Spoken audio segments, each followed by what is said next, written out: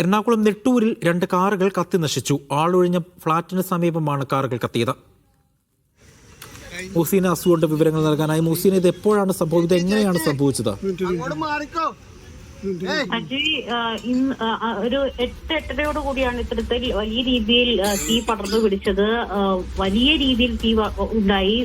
നമുക്ക് അറിയാൻ സാധിക്കുന്നത് ഹരിതകർമ്മസേന കൂട്ടിയിട്ട പ്ലാസ്റ്റിക് നിന്നാണ് തീ പടർന്നതെന്നാണ് നാട്ടുകാർ ആരോപിക്കുന്നത്. ഈ നെട്ടൂരിൽ വർഷങ്ങളായി ഒഴിഞ്ഞ ഫ്ളാറ്റ് ഉണ്ട്, ബഹുനില കെട്ടിടമാണ്. അതിന്റെ പരിസരത്താണ് ആ പരിസരവാസികളിൽ ചിലർ ഈ കാറ് പാർക്ക് ചെയ്യാറുണ്ട്. അത്തരത്തിൽ 2 വീട്ടുകാർ പാർക്ക് ചെയ്ത കാറാണ് ഇത്തരത്തിൽ കത്തി നശിച്ചിരിക്കുന്നത്. 3 യൂണിറ്റ് ഫയർഫോഴ്സ്, അതായത് കടവന്ത്ര, അരൂർ എന്നിവിടങ്ങളിൽ നിന്നുള്ള 3 യൂണിറ്റ് ഫയർഫോഴ്സ് എത്തിയാണ് ഇത്തരത്തിൽ തീ പൂർണ്ണമായും നിയന്ത്രണ വിധേയമാക്കിയത്. എന്താണെങ്കിലും ഏറെ പണിപ്പെട്ടാണ് തീ നിയന്ത്രണ വിധേയമാക്കാൻ സാധിച്ചത്. പക്ഷേ കാറുകൾ 2 പൂർണ്ണമായി തന്നെ കത്തി നശിച്ചിട്ടുണ്ട്. നാട്ടുകാർ വലിയ രീതിയിൽ ആരോപണം ഉന്നയിക്കുന്നത് മരട് നഗരസഭ ഇത്തരത്തിൽ ഹരിതകർമ്മസേന ഇവിടെയാണ് പ്ലാസ്റ്റിക് കൂട്ടിയിടുന്നത്, ഇത് ഇവിടെ ഇടരുത് എന്ന് നേരത്തെ തന്നെ പറഞ്ഞിട്ടുണ്ടായിരുന്നു. പക്ഷേ അത് ഗൗനിച്ചില്ല.